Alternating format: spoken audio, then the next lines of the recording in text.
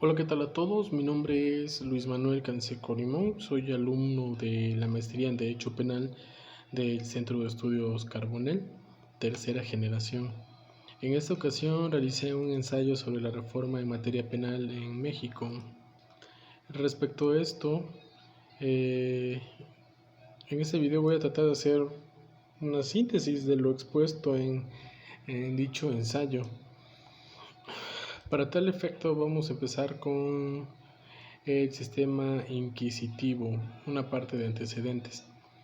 El sistema inquisitivo en México tenemos que llegó a través de los españoles durante la colonia y es un resultado, por así decirlo, del sistema implementado a través de la Iglesia Católica.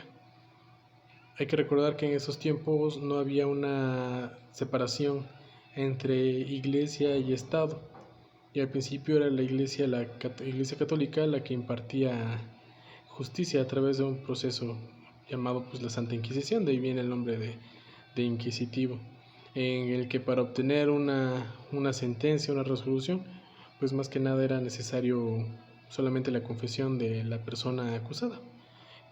Tomando en consideración que en muchas de esas ocasiones la confesión venía a través de flagelaciones, de tortura por parte de la iglesia, y no quedaba otra más que aceptar una vez que estaba siendo torturado. Entonces, esa era la justicia en el proceso penal inquisitivo. Posteriormente se transforma de alguna forma cuando pasa a formar parte de la justicia en el Estado mexicano. Y bueno, tenemos que la facultad de acusar y juzgar recae en manos de una misma persona. En este caso, el juez y el Ministerio Público han tenido excesos de funciones. El proceso casi siempre era secreto. El principal medio de comunicación es a través de la escritura.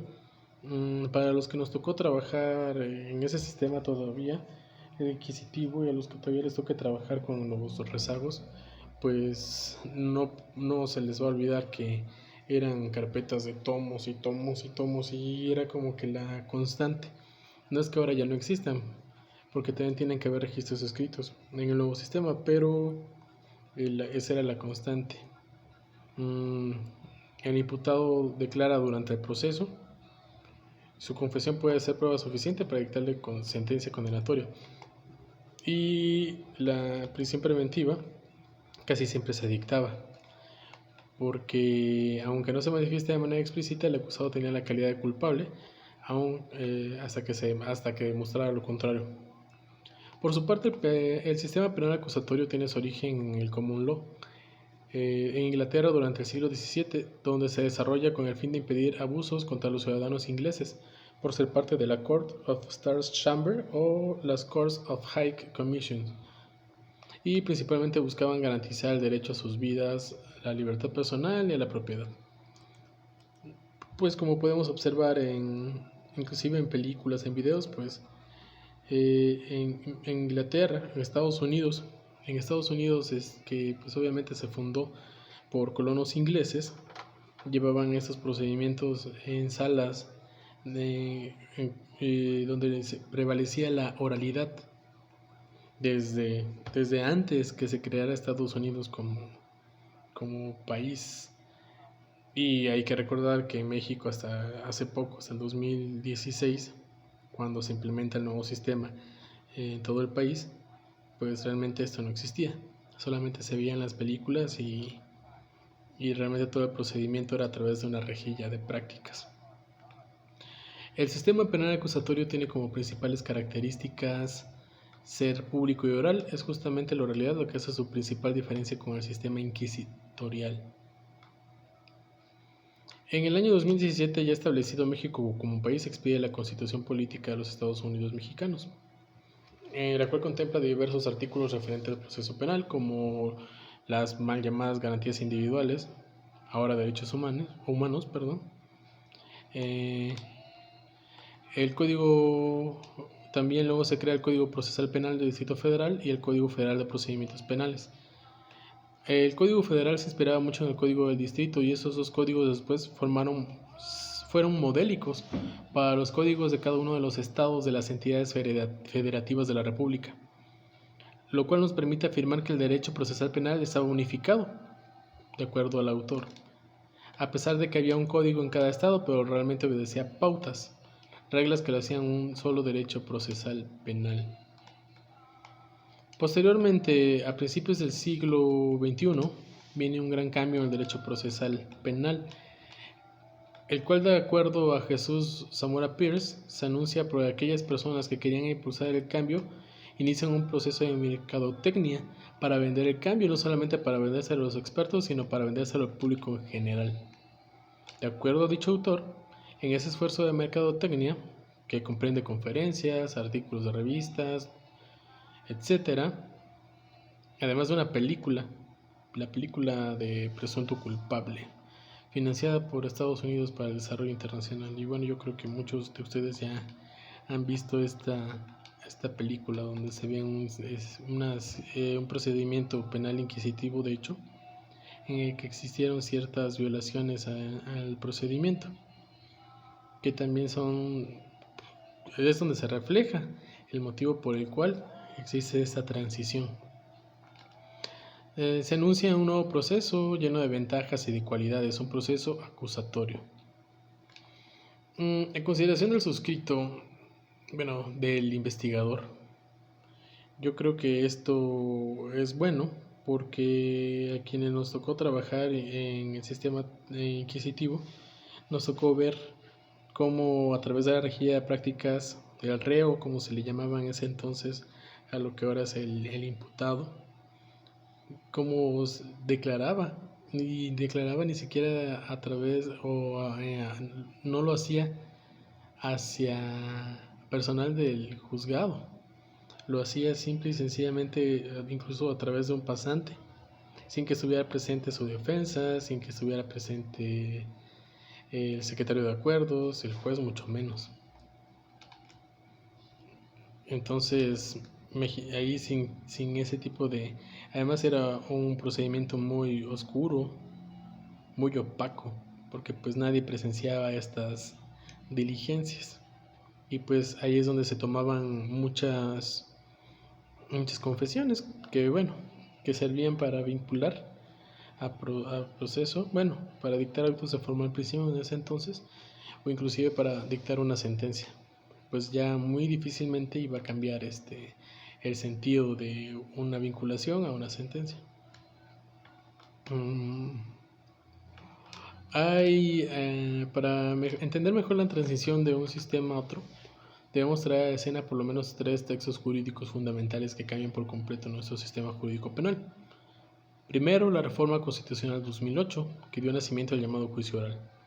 Segundo, la Reforma Constitucional de 2011, que se ocupa de los derechos humanos. Y tercero, el Código Nacional de Procedimientos Penales. Así tenemos que el 18 de junio de 2008 se publicó en el Diario Oficial de la Federación un decreto que reforma, adiciona diversas disposiciones de las constituciones políticas de los Estados Unidos mexicanos, en lo cual estableció el sistema procesal penal acusatorio, previendo su implementación de manera gradual en distintas vertientes para la Federación, Estados y el entonces Distrito Federal en sus respectivos ámbitos de competencia. Hasta ese entonces el sistema procesal era inquisitivo en nuestro país, como ya se mencionó. Esto daba también diversos problemas debido a la ausencia de contrapesos. ¿Por qué? Porque, por ejemplo, inclusive para la figura del agente del Ministerio Público existía lo que se le llamaba fe pública.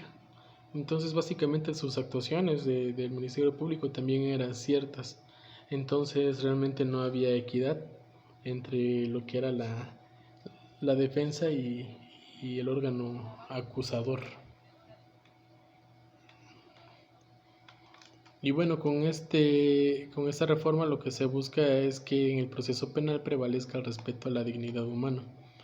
En este decreto se reforman los artículos 16, 17, 18, 19, 20, 21, 22, fracciones 21ª y 23ª del artículo 73, fracción séptima del artículo 115 y fracción treceava del apartado B del artículo 123 de la Constitución Política Mexicana, lo que representa un cambio en los sistemas de seguridad pública, procuración e impartición de justicia. Además, prevé las facultades del Congreso de la Unión para legislar integralmente sobre dichas materias, tomando en consideración que en ese entonces cada estado manejaba su propio código de procedimientos penales. Es aquí que se toma la iniciativa y se decide a través de un consenso, debido a que los estados son soberanos, a través de un consenso aceptan que sea el Congreso de la Unión quien legisle, motivo por el cual se crea posteriormente el Código Nacional de Procedimientos Penales. Tenemos que en ese sentido el artículo 20 del Constitucional fija los alcances y límites del sistema procesal penal acusatorio al establecer que será acusatorio y oral y que se regirá por los principios de publicidad, contradicción, concentración, continuidad e inmediación. Sobre estos principios, los procesos serán orales y públicos, por lo que podrán ser presenciadas las actuaciones por cualquier persona, así como lo instruido y resuelto por el juez. A diferencia del sistema inquisitivo, como les comentaba, realmente no había audiencia, o sea, no habían personas que estuvieran presentes, no había público. Existirá igual tipo de condiciones entre la parte acusadora y el inculpado. Ministerio Público, como les comentaba anteriormente, contaban con fe pública, se daba por cierto lo que decían, y también entre lo dicho por la defensa. Las audiencias se desarrollarán con asistencia del acusador y del inculpado como partes de la contienda. Pues, como reitero anteriormente, pues aunque en teoría deberían de estar, realmente pues no sucedía. A veces ni siquiera estaba el Ministerio Público, todo lo hacía el pasante. No se interrumpirán las actuaciones y las audiencias se desarrollarán en presencia del juez. Eso realmente pues fue bastante relevante, porque pues era problemático que la persona que resolviera no estuviera presente dentro de una audiencia. También se plasman los principios del nuevo sistema entre los derechos del imputado y los derechos de las víctimas.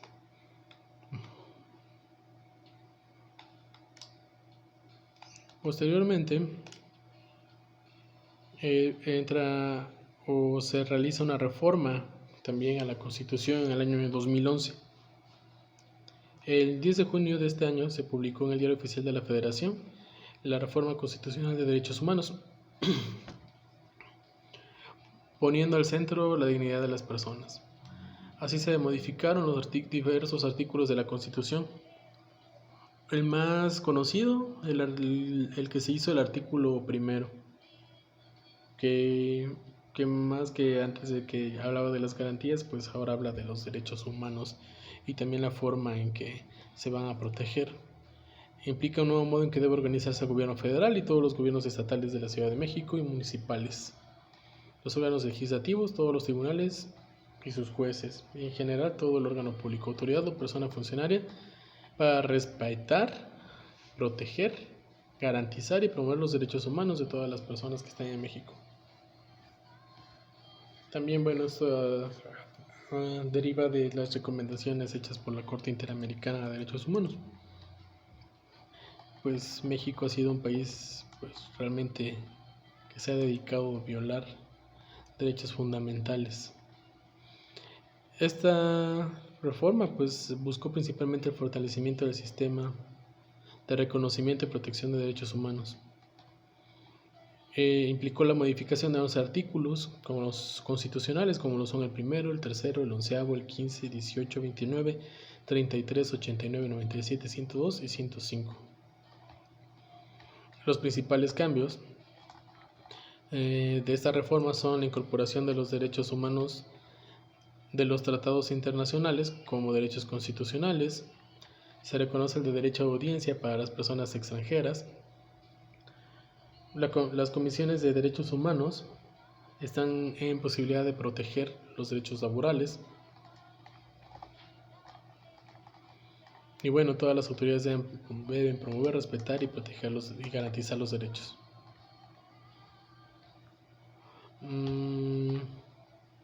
Realmente el tema es bastante amplio. Así que vamos a pasar también a lo que es el Código Nacional de Procedimientos Penales.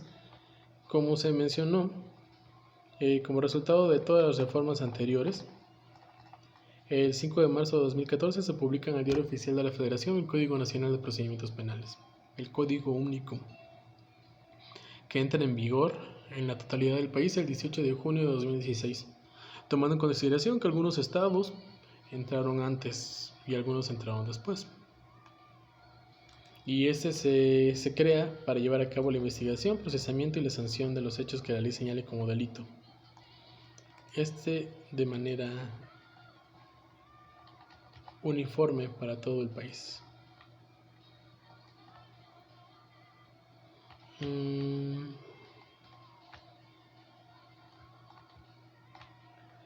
Entre los cambios procedimentales se adopta el juicio oral y público, homologa las instancias y procedimientos judiciales en materia penal.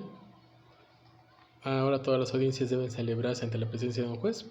Prevé el ejercicio de la acción penal privada también. Hay cambios jurídicos a favor de las víctimas, pues existe la posibilidad de contar con un asesor jurídico de forma gratuita durante todo el procedimiento. Deben ser informados sobre sus derechos, deben ser atendidos por personal del mismo sexo, si es que así lo desean, recibir atención médica y psicológica de urgencia, recibir gratuitamente la asistencia de un intérprete, asistencia migratoria, recibir reserva de identidad, recibir medidas de protección, providencias precautorias y medidas cautelares. También se prevén derechos especiales para mujeres y menores de edad.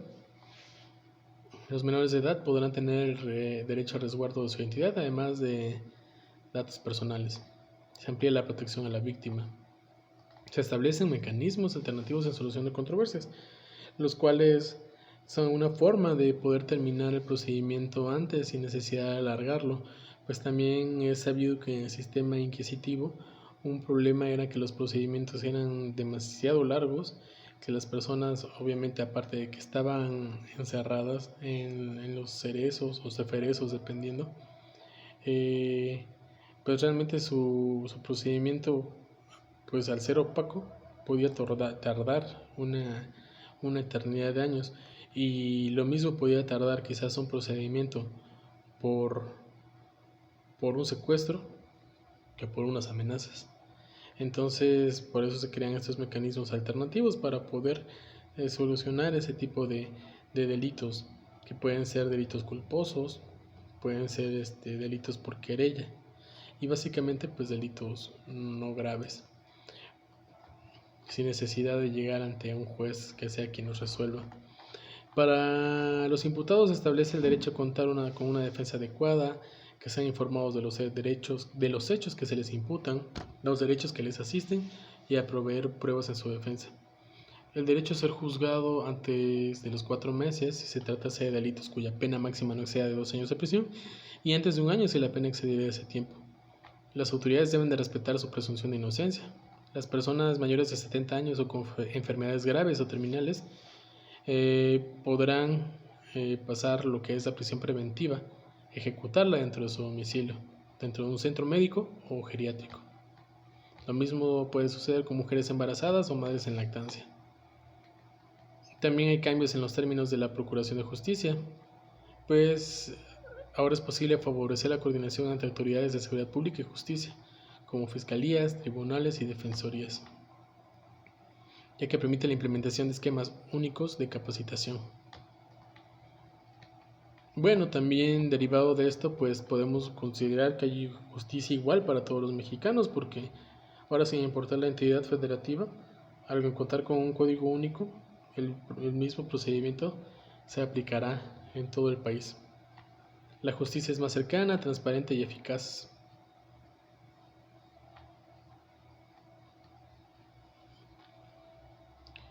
Se garantizan derechos humanos, como ya se mencionó con anterioridad, y podríamos decir que es más expedita la justicia. Y bueno,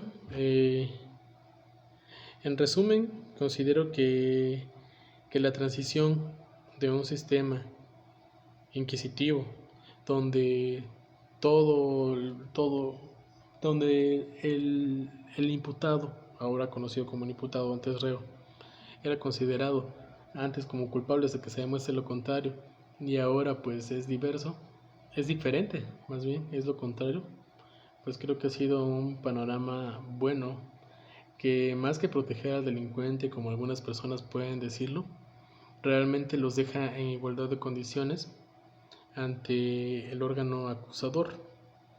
Pues no podemos pasar por desapercibido que en México es conocido que se realizan muchas injusticias y muchas personas se encuentran dentro o sujetas a un procedimiento realmente sin ser responsables. Y qué mejor que haya un procedimiento que verifique el respeto de los derechos humanos y que le dé armas a las personas para que puedan defenderse. ¿Por qué? Porque si son inocentes, no merecen estar dentro de una prisión y compurgar una pena por un delito que no cometieron. Y en el otro caso, pues también garantiza los derechos de la víctima este nuevo sistema. Por lo que considero que el sistema en sí, desde mi punto de vista, no es perfecto, pero se acerca. Lo que sí considero es que se necesita mucha capacitación todavía para llevar a cabo la práctica de por parte de agentes del Ministerio Público, también por parte de la defensa. Realmente, personalmente me ha tocado estar en audiencias donde dices, bueno, sí, uno ahí la lleva, a veces de otra parte está peor, ¿no? Y bueno, esa es mi participación. Muchas gracias.